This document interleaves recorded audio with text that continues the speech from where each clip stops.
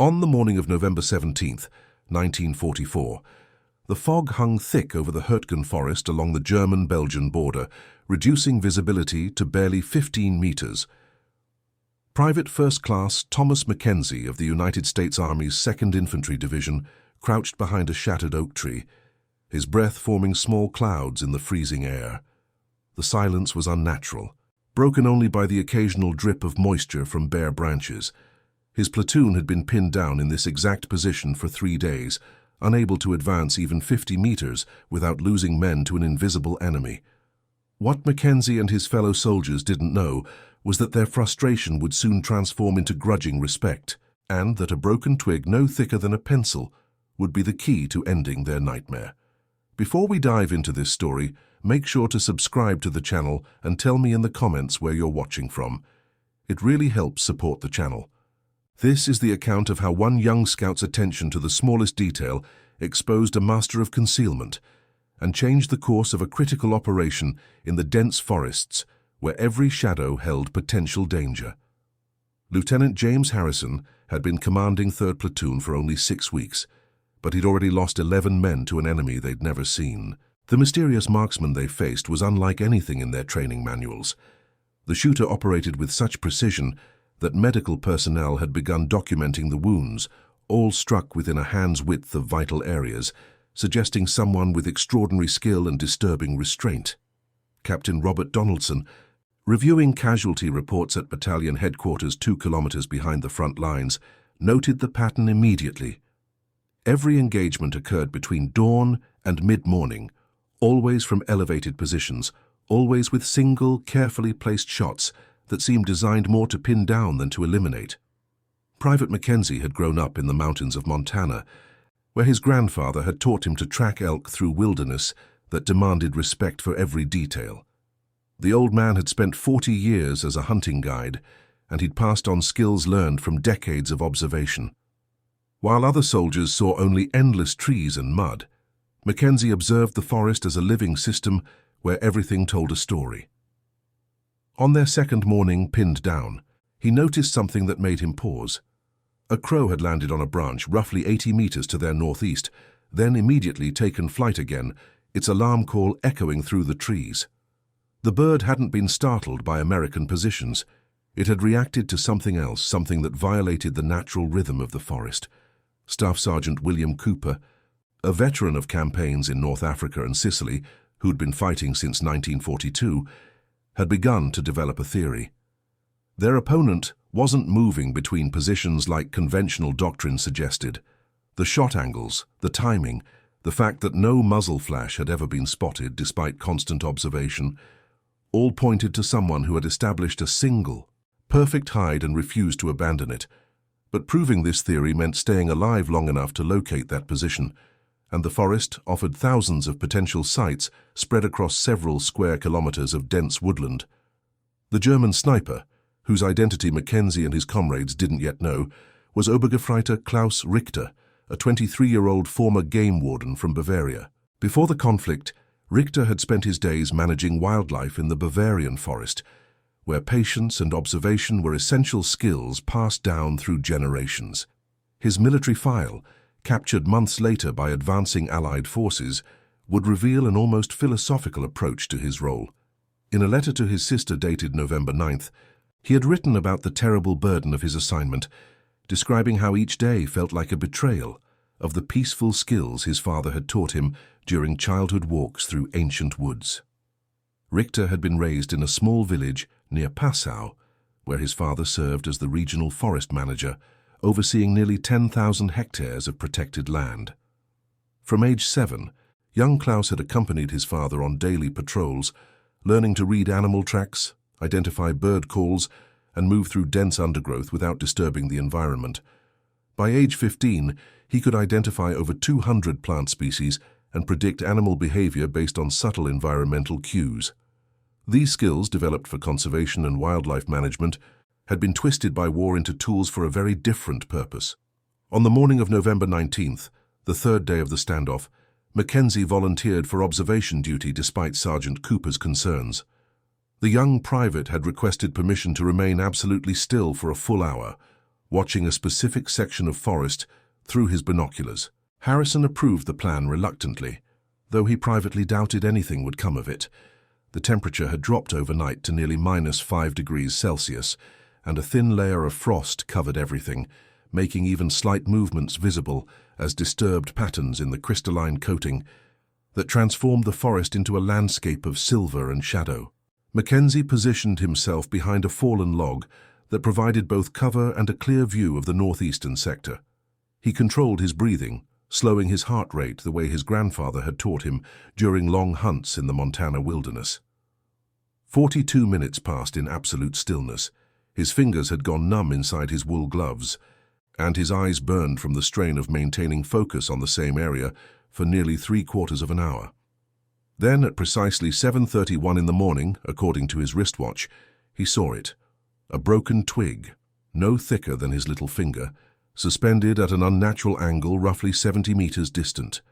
The break was fresh, the exposed wood still pale against the darker bark. What made this observation crucial was not the broken twig itself, but what it revealed about the surrounding environment. The twig hung approximately 2 meters above the ground, at the exact height where a man might need to adjust his position in a carefully constructed hide after hours of remaining motionless. More importantly, the break showed no frost on the exposed surface, meaning it had occurred within the past few hours, after the temperature had dropped, but before the frost had time to form. Mackenzie traced an imaginary line from the twig upward and found himself staring at a dense cluster of branches in an ancient beech tree that must have stood for at least a century. The formation looked entirely natural, just another tangle of growth, except for one detail that most observers would miss. The cluster sat at approximately 12 meters height, positioned where the main trunk divided into 3 major branches, creating a natural platform that offered an unobstructed view of the American positions while remaining well concealed from below. But Mackenzie noticed something else that confirmed his growing suspicion. The branches around the cluster showed slight discoloration where bark had been carefully scraped away, likely to prevent noise when the shooter adjusted position or when wind caused movement. It was the work of someone who understood forests intimately, someone who knew that trees communicate through subtle signs invisible to untrained eyes. The pattern reminded Mackenzie of game warden blinds his grandfather had shown him, structures designed to observe wildlife without disturbing natural patterns. Mackenzie reported his findings to Sergeant Cooper, who immediately grasped the tactical implications. If the sniper was indeed positioned in that tree, conventional counter-sniper tactics wouldn't work effectively. The enemy had too much cover, too good a field of view, and clearly the patience to wait days for any mistake. Cooper brought the information to Lieutenant Harrison, who assembled a small team of 5 men to verify Mackenzie's theory and develop an appropriate response. The plan they developed was risky but elegant in its simplicity, drawing on infantry tactics that dated back to basic training, but adapted for this unique situation. Corporal Daniel Martinez, the platoon's best marksman who'd scored expert ratings at every qualification, would provide covering fire from a position 40 meters south of their current location. Meanwhile, Private Robert Johnson, known for his theatrical abilities in civilian life, would create a diversion 50 meters south of the suspected position, simulating preparations for a platoon-sized advance with obvious movements and equipment noise. While attention focused on these activities, Mackenzie and Sergeant Cooper would approach from the northwest using the terrain's natural undulations to remain below the sniper's line of sight. The entire operation depended on precise timing and the hope that Mackenzie's observation was correct. If the hide was empty, they'd reveal their strategy for nothing. If it was occupied but in a different location, the diversion team would be exposed to potential fire. At 0900 hours exactly, synchronized by 3 watches, the operation began with careful coordination. Johnson moved into position and began creating controlled noise, simulating preparation for an advance by rattling equipment, calling out false coordinates, and generally making the kind of sounds associated with imminent movement. Martinez kept his rifle trained on the suspected hide, waiting for any sign of movement that would confirm occupation. Mackenzie and Cooper, meanwhile, crawled through mud and frost, moving with agonizing slowness to avoid detection. The distance was only 90 meters, But the careful approach, planned to take at least 20 minutes, required them to move less than 5 meters every minute while maintaining absolute silence. When they reached a position roughly 30 meters from the base of the beech tree, Mackenzie could see details that confirmed everything he'd suspected. A nearly invisible rope secured to the trunk with professional knots, likely used for climbing during initial establishment of the position. Disturbed bark at the base where boots had found purchase repeatedly over several days, creating wear patterns that suggested the climber's approximate weight and preferred technique. And most tellingly, a small pile of pine needles carefully arranged to disguise a leather pouch containing what appeared to be dried bread, hard cheese, and 3 apples, provisions for extended occupation without resupply. Cooper signaled back to Harrison, using a small mirror to flash coded messages in the weak morning sunlight that had begun penetrating the forest canopy. The lieutenant faced an impossible decision that would affect not just his platoon, but potentially the entire company's operational timeline. If they attempted to engage the sniper directly with rifle fire, they risked casualties and might not succeed given the superior concealment. If they called in artillery support, they'd destroy valuable intelligence and never know for certain if their theory was correct. Plus, the bombardment would alert every enemy position within several kilometers. But they couldn't simply leave an enemy combatant in such an advantageous position that controlled key approach routes. Harrison chose a third option that reflected the complex nature of their situation and the evolving understanding of prisoner value. Through a field telephone connection to battalion headquarters, Harrison requested a specialized team trained in siege tactics and equipped for psychological operations. Captain Donaldson, recognizing the unusual nature of the situation and the potential intelligence value, authorized the deployment of a squad equipped with portable loudspeakers, leaflets printed in German, and 2 interpreters who spoke fluent German with Austrian and Bavarian regional dialects. The approach was unconventional, but aligned with evolving military doctrine that recognized the value of prisoners who possessed detailed knowledge of defensive positions and tactical thinking. What happened next surprised everyone involved and would become a case study in prisoner extraction techniques. At 1100 hours, the American loudspeaker began broadcasting in German with careful attention to respectful phrasing. The message was simple and direct, informing the sniper that his position had been identified through skilled observation, that he was surrounded by superior forces, and that no dishonor attached to surrender under such circumstances, where continued resistance served no tactical purpose. The broadcast emphasized that he had performed his duty with exceptional skill, and that the American forces respected his professional abilities as a marksman and woodsman. For 10 minutes, only silence answered, broken occasionally by wind moving through bare branches. Then slowly a white cloth emerged from the tree hide, waving in deliberate motions that indicated conscious choice rather than desperation. Obergefreiter Klaus Richter descended from his position with careful dignity that impressed the watching American soldiers. He carried a Karabiner 98K rifle, a weapon capable of exceptional accuracy and skilled hands, its barrel showing the careful maintenance that marked a professional soldier. His uniform was mud-stained and showed signs of 3 days without resupply or relief, but his bearing remained composed. But what struck the American soldiers most was his age and demeanor. This wasn't the fanatical enemy their briefings had described. This was a young man barely into his 20s who looked exhausted, relieved, and somehow profoundly sad in a way that transcended simple defeat. Through an interpreter, Staff Sergeant Heinrich Müller, who'd emigrated from Germany to America in 1936, Richter explained his situation with remarkable candor. He'd been ordered to hold this position and delay American advances for as long as possible, part of a broader defensive strategy that prioritized time over territory. His unit had withdrawn 2 days earlier under cover of darkness, falling back to secondary positions 5 kilometers east, but he'd received no orders to retreat, and no relief had arrived despite scheduled rotations. He'd been firing warning shots, deliberately missing vital areas by margins of 10 to 20 centimeters, hoping to slow the advance without taking lives unnecessarily. The confession stunned everyone present. This master sniper, who could have inflicted far greater casualties, had been trying to fulfill his duty while minimizing death, a moral compromise that satisfied neither his conscience nor his orders.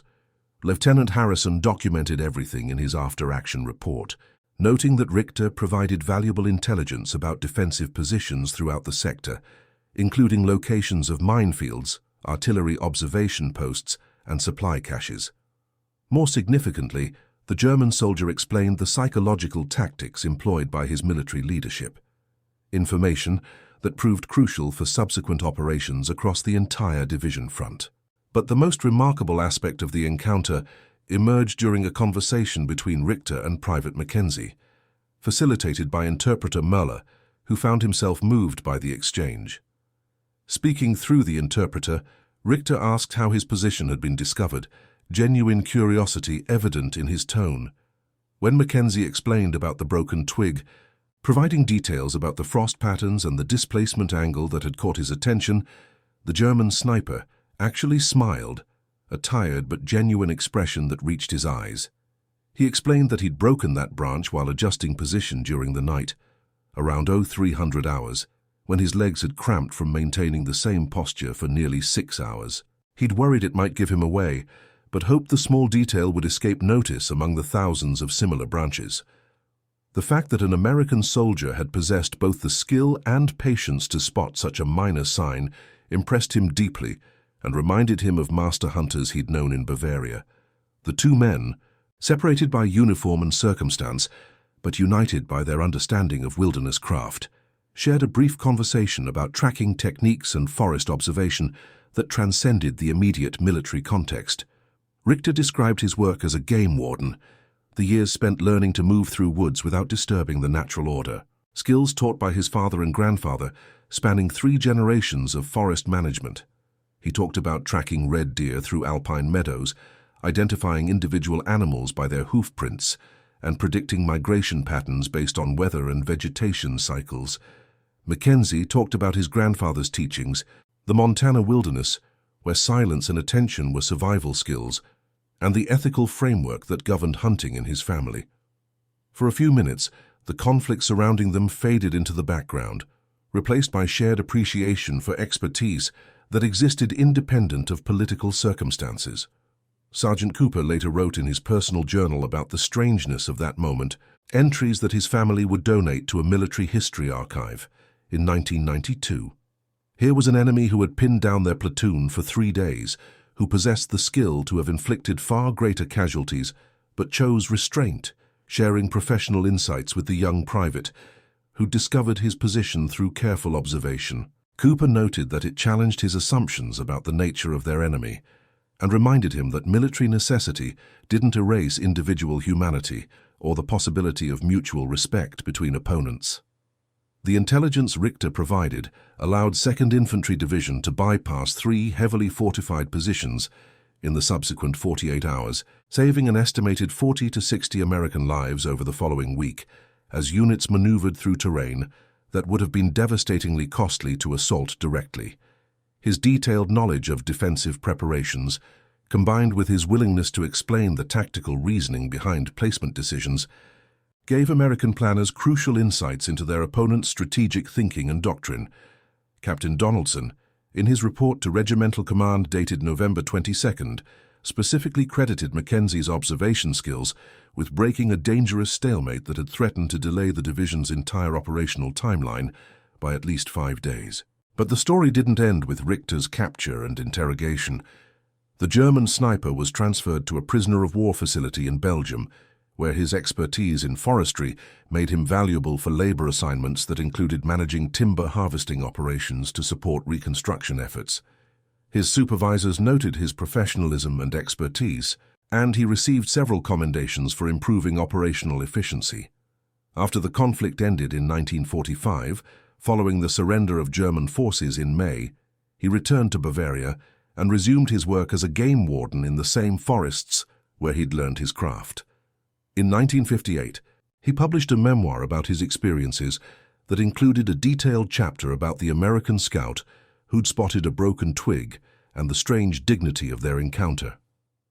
The book, translated into English in 1962, became required reading for military trackers and snipers on both sides of the Atlantic. Private Mackenzie received a Bronze Star commendation for his actions, though he later said the recognition felt strange, given that he'd simply applied skills learned during peaceful hunts with his grandfather in Montana's high country. He survived the conflict, participating in operations through Germany until victory in Europe was achieved, and returned to Montana in December 1945. He worked for the Forest Service for 37 years, eventually becoming a regional supervisor, responsible for nearly 500,000 hectares of protected wilderness. In interviews conducted during the 1980s for a documentary about the Hurtgen Forest Campaign, he spoke thoughtfully about that November morning and the lesson it taught him about attention to detail and the value of patience. What Mackenzie emphasized in those interviews was not his own skill but the broader principle his experience illustrated. In complex situations, he explained, solutions often emerge from observing what everyone else overlooks. The broken twig meant nothing in isolation, but combined with other subtle signs, the disturbed bird, the scraped bark, the unnatural cluster of branches, it told a complete story, accessible to anyone willing to invest the time to read it properly. He credited his grandfather for teaching him that forests speak constantly to those willing to listen, lessons that proved as valuable in conflict as in peaceful hunting. Lieutenant Harrison's after-action report included a detailed analysis of unconventional observation techniques and their value in modern combat, recommending changes to scout training curriculum. The report circulated through training commands and influenced curriculum development at Fort Benning, where future scouts learned about Mackenzie's approach to forest reconnaissance as part of their basic instruction. Harrison himself went on to command a company during the final months of the conflict, and he later said that the 3-day standoff taught him more about leadership, patience, and understanding adversaries than any training manual or classroom instruction. Staff Sergeant Cooper survived the conflict and became an instructor at the infantry school, where he taught courses on enemy psychology and the importance of understanding opponents as individuals rather than abstractions. He frequently used the story of Richter and Mackenzie to illustrate how skilled adversaries often share more common ground than ideology suggests, a lesson he felt was crucial for soldiers to understand. His lectures emphasized that recognizing enemy competence didn't mean respecting enemy goals, but it did mean fighting intelligently rather than recklessly, adapting tactics to specific circumstances rather than applying doctrine mechanically. The beech tree where Richter had constructed his hide became a minor landmark among 2nd Infantry Division veterans who fought in that sector during subsequent operations. Soldiers often noted its location in letters home, describing it as the tree where an enemy sniper and an American scout had demonstrated the strange dignity possible even in desperate circumstances. The tree itself survived the conflict and stood until 1973, when age and disease finally brought it down. Local forestry officials, aware of its historical significance, preserved several sections of the trunk, which are now displayed in a small museum dedicated to the Hurtgen Forest Campaign. Decades after the events of November 1944, Mackenzie and Richter met in person during a veterans' reunion organized to promote reconciliation. The encounter occurred in 1977 in Germany, where former adversaries gathered to share experiences and build understanding. The two men, now in their 50s with families and careers behind them, spent several hours walking through forests near Richter's home in Bavaria, discussing tracking techniques and sharing stories about their lives after the conflict. Photographs from that meeting show them examining trees and pointing out subtle signs of wildlife activity, two experts in their element who had found common ground across the divide of former enmity. In a letter written after that reunion, Mackenzie described feeling a profound sense of closure. For 33 years, he'd wondered about the man he'd helped capture, whether Richter harbored resentment or understood the strange respect that had characterized their brief wartime encounter. The reunion confirmed what Mackenzie had sensed that November morning, that circumstances had made them enemies, but their shared understanding of wilderness craft created a bond stronger than ideology or national allegiance. They maintained correspondence until Richter's passing in 1994, exchanging letters about forestry techniques, family news, and reflections on the conflict that had brought them together. The broader military implications of this incident extended far beyond the immediate tactical situation in the Hurtgen Forest. Training programs throughout the United States Army began emphasizing the value of specialized observation skills drawn from civilian expertise. The military recognized that soldiers with backgrounds in forestry, hunting, wildlife management, and similar fields brought unique capabilities that complemented traditional military training. This recognition influenced recruitment and assignment policies for specialized reconnaissance units, leading to the establishment of specialized scout training programs that incorporated wilderness skills alongside conventional military doctrine. The incident also contributed to evolving thinking about prisoner treatment and intelligence gathering methods. Richter's willingness to provide detailed information stemmed partly from the respectful manner of his capture and the acknowledgement of his professional skills by American personnel. Intelligence officers studying the case noted that treating captured personnel with dignity often yielded better results than aggressive interrogation techniques. These lessons influenced prisoner-of-war protocols and interrogation techniques in subsequent conflicts, representing a subtle but significant evolution in military thinking about how to extract valuable information while maintaining ethical standards. For the men of 3rd Platoon who participated in or witnessed these events, the 3-day siege became a defining experience that shaped their understanding of combat and enemy soldiers. They'd faced a skilled opponent who could have inflicted far greater damage, but chose restraint even while following orders to delay their advance. This complicated their view of the enemy and challenged simplistic narratives about good and evil that dominated wartime propaganda. In reunions held over subsequent decades, platoon members frequently discussed how that experience had changed their perspective on the conflict and on the men they'd fought against. The story of the broken twig also illustrates the critical role of chance and observation in military operations where outcomes often hinge on seemingly minor factors.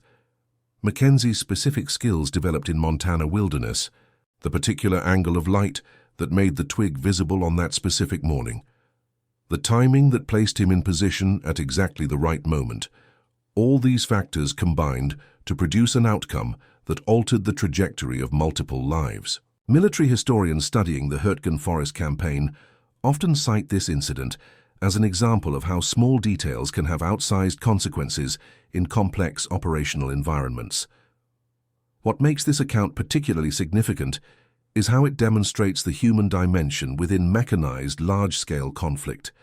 The industrial nature of the fighting, with its massive artillery bombardments and tank formations, sometimes obscures the reality that individual decisions and personal skills still mattered enormously.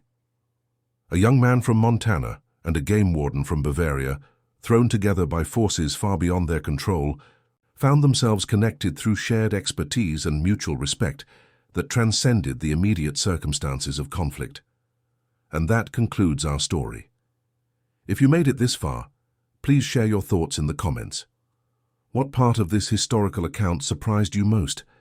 Don't forget to subscribe for more untold stories from World War II and check out the video on screen for another incredible tale from history. Until next time.